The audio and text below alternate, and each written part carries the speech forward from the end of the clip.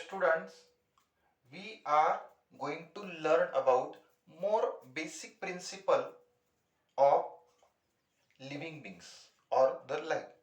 आपण living world हे chapter बघतो आहोत.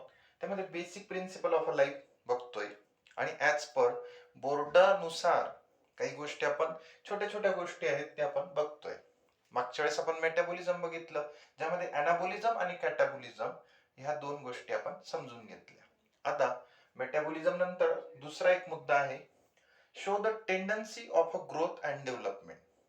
लिव्हिंग बीइंग्स किंवा लिव्हिंग ऑर्गॅनिझम कोणाला म्हणायचं, ज्याच्यामध्ये ग्रोथ आहे आणि डेव्हलपमेंट आहे. ओके, तर एक छोटा प्रश्न की सँड माउंट्स म्हणजे काय? वाळूचा ढिगारा. सँड माउंट्स म्हणजे काय? वाळूचा ढिगारा. किंवा बोल्डर्स ग्रो म्हणजे दगडाची वाढ होणं. किंवा माउंटन म्हणजे डोंगर असणं, डोंगर उभा राहणं. याला आपण काय म्हणायचं? याला आपण डेव्हलपमेंट किंवा ग्रोथ हे म्हणायचं का? दुसरी गोष्ट, ग्रोथ हा जी गोष्ट आहे एक तर सेलमध्ये होऊ शकते किंवा सेलच्या बाहेर होऊ शकते. म्हणजे बॉडीच्या आत होऊ शकते किंवा बॉडीच्या बाहेर होऊ शकते. तर ही जी उदाहरणं आहेत, सँड माउंट्स, बोल्डर ग्रो किंवा माउंटन, ही उदाहरणं ॲक्रिशन याची आहेत. म्हणजे काय? बॉडीच्या बाहेर ग्रोथ होणं याला म्हणतात ॲक्रिशन. ओके, ग्रोथ वेगवेगळ्या प्रकारे होऊ शकते. एक तर सेलचं डिव्हिजन होऊ शकतं, म्हणजे सेल एनलार्जमेंट आणि सेल डिफरन्शिएशन. सेल डिव्हिजन म्हणजे काय? एका सेलचा दुसरा सेल तयार होण्याची प्रक्रिया. एनलार्जमेंट म्हणजे सेल मोठी होणं आणि डिफरन्शिएट म्हणजे डायरेक्ट दोन तुकडे तयार होणं. ओके, तर सेल डिव्हिजन, सेल एनलार्जमेंट आणि सेल डिफरन्शिएशन या गोष्टीतून तुमची सेल जी ग्रोथ आहे ती होत असते. म्हणजे ती जी ग्रोथ आहे ती परमनंट आणि इरिव्हर्सिबल आहे. एक तर परमनंट आहे, ग्रोथ झाली की ती परत बदल होणार नाही. आणि इरिव्हर्सिबल म्हणजे काय? रिव्हर्सिबल आणि इरिव्हर्सिबल, परत नाही होऊ शकत, त्याच्यात काहीच बदल होऊ शकत नाही. ओके, तर ग्रोथ आणि डेव्हलपमेंट हा दुसरा मुद्दा. तिसरी गोष्ट, growth not unlimited life span. म्हणजे ग्रोथ होतेच आहे झाडासारखी, असं काही होऊ शकत नाही. 5-7 फुटाचा माणूस झाल्यानंतर त्याची आता ग्रोथ होणं शक्य नाहीये. ओके, ग्रोथ म्हणजे काय की एका लिमिटेड लाईफ स्पॅन पर्यंत तुमची ग्रोथ होऊ शकते. ओके, झाडाच्या साठी हे एक्सेप्शन आपण समजूया. आता याच्यात एक एजिंग प्रोसेस हा प्रकार येतो. एजिंग प्रोसेस म्हणजे काय? एजिंग म्हणजे molecules, organ, system. Molecule, organ किंवा system being loss effective work. जेव्हा ऑर्गन, सिस्टम, मोलेक्युल त्याचं इफेक्टिव्ह काम करणं, ओके, इफेक्टिव्ह काम करणं हे जेव्हा संपून जातं त्याला आपण एजिंग प्रोसेस म्हणतो. म्हणजे उदाहरणार्थ सेलच्या बाहेर एक कोलॅजन नावाचा घटक आहे. Collagen is a important extra cellular protein in a ageing process. सेलच्या बाहेरचा जो कोलॅजन आहे, इट्स बिकम रिजिड. तो रिजिड का होतोय? टणक का होतोय? याचं कारण काय? तुमची जशी जशी बॉडी किंवा त्याचं वय वाढत गेलं की कोलॅजन टफनेस येतो आणि त्यामुळे oxygen difficult to enter in the cells. म्हणजे ऑक्सिजनची एंट्री सेल्समध्ये होणं शक्य नाही. म्हणून तुमच्या ह्या एजिंग प्रोसेसमध्ये काय होतंय, आपल्या ज्या बॉडीसाठी जे आपल्याला वापरतात अँटी एजिंग प्रॉडक्ट जे आहेत, ओके, नॅचरली पण आपल्याला ह्या गोष्टी भेटतात. साधारणतः च्यवनप्राश, आमला, ओके, ह्या सगळ्या गोष्टी अँटी एजिंग म्हणून वापरल्या जातात. तर ऑक्सिजनची सेलमध्ये एंट्री होणं जे आहे ही कशामुळे तयार होणार आहे? तर ह्या सगळ्या प्रॉडक्टमुळे तयार होणार आहे. एजिंग प्रोसेस म्हणजे काय? तर molecules, organ, system beings to lost effective work. Okay, त्याची काम करण्याची क्षमता संपली का ते एजिंग प्रोसेसकडे म्हणजे वृद्धत्वाकडे जायला सुरुवात होते. ओके, त्यानंतर आहे रिप्रोडक्शन. आता रिप्रोडक्शन म्हणजे काय? Produce the young one like it self.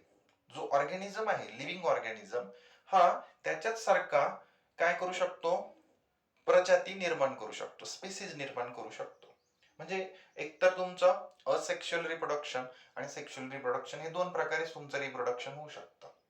ज्यांच्यामध्ये meiosis is not involve in a asexual process आणि सेक्शुअल मध्ये मिओसिस इन्व्हॉल्व, ह्या दोन गोष्टी येतात. ओके, याच्यासाठी एक्सेप्शन आहेत. म्यूल्स किंवा स्टराईल वर्कर बीज. म्यूल्स म्हणजे काय? खेचर. किंवा स्टराईल वर्कर बीज म्हणजे काय? ज्या हनी बीज आहे, मधमाशा, त्यांच्यामध्ये स्टराईल वर्कर बीज ह्या त्यांच्या अंडी, एग्स प्रोड्यूस करू शकत नाही. ओके, तर आपण त्याला रिप्रोडक्शन म्हणणार. ओके, रिप्रोडक्शन ही कॅपॅसिटी आहे लिव्हिंग बिंगची. त्यानंतर body losses its capacity to perform metabolism. म्हणजे काय, बॉडीचं मेटाबॉलिझम होण्याची, अनाबॉलिझम कॅटाबॉलिझम होण्याची प्रक्रिया नष्ट झाली तर तिला आपण काय म्हणणार, डायज, डेथ झाली असं आपण म्हणू शकतो. इथे एक शब्द लिहिला मी, थॅनॅटॉलॉजी. थॅनॅटॉलॉजी म्हणजे काय, study of a death. Study of a death is called as a thanatology. आणि क्लिनिकल डेथ कशाला म्हणायचं, याचा पल्स रेट, ब्रीदिंग, हार्टबीट हे जेव्हा स्टॉप होऊन जातं त्याला आपण काय म्हणणार, body losses its capacity to perform the metabolism. त्याचं पल्स रेट नष्ट झालेलं आहे, ब्रीदिंग नष्ट झालेली आहे, हार्टबीट काम करत नाहीये. हे कशाचं काम आहे, ओके, हे मेटाबॉलिझम मध्येच येतं आणि त्यालाच आपण डायज असं म्हणतोय. ओके, त्यानंतर शेवटचा पॉइंट तो म्हणजे response to stimuli. Response to stimuli म्हणजे काय, थर्मल, केमिकल, बायोलॉजिकल चेंजेस. आता रिस्पॉन्स टू स्टिम्युलाय, रिस्पॉन्स कोणाला देतोय, thermal, chemical, biological changes. Thermal म्हणजे काय, त्याच्यासाठी आपण शब्द वापरलाय थर्मोरेग्युलेशन, ऑस्मोरेग्युलेशन, किमोरेग्युलेशन. ओके, काही जे ऑर्गॅनिझम आहे ते अमुक अमुक टेम्परेचरलाच थांबू शकतात. जे अंटार्क्टिकामध्ये जे प्राणी असतात, माणसं राहू शकतात, ते आपण नाही राहू शकत. ओके, म्हणजे काय, त्या त्या एन्व्हायरमेंटला, त्या त्या प्रजातीने किंवा लिव्हिंग स्पेसिसने रेग्युलेट झालेलं आहे, स्वतःचे चेंजेस करून घेतले, बायोलॉजिकल, केमिकल किंवा थर्मल. ओके, या छोट्या छोट्या गोष्टींना आपण म्हणू शकतो. तर मेटाबॉलिझम हा पहिला पार्ट झाला. नंतर दुसरा, it shows the tendency growth and development.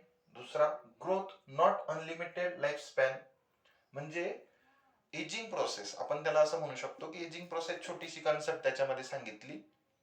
तिसरी गोष्ट, रिप्रोडक्शन. रिप्रोडक्शन मध्ये आपण बघितलं की त्याच्यासारखाच produce the young ones like itself, त्याच्यासारखीच कॉपी निर्माण करण्याची क्षमता ज्याच्यात आहे त्याला लिव्हिंग बिंग्स म्हणतोय.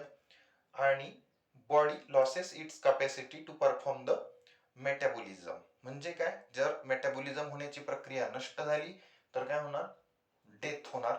ओके, आणि त्यालाच आपण थॅनॅटॉलॉजी म्हणतोय.